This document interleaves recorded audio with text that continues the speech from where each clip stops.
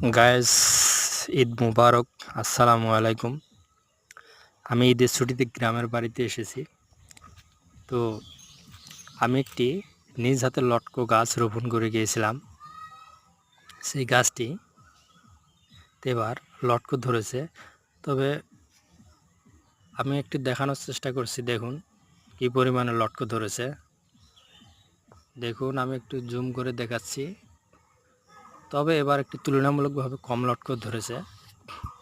তবে এই লটকোটি প্রচুর সুস্বাদু এবং টেস্টফুল। আপনারা দেখুন কি পরিমাণে লটকো ধরেছে। লটকো গাছটি এমন অবস্থা, এটি কিন্তু ডালে ডালে এবং পাতায় পাতায় প্রায় লটকো ধরে থাকে।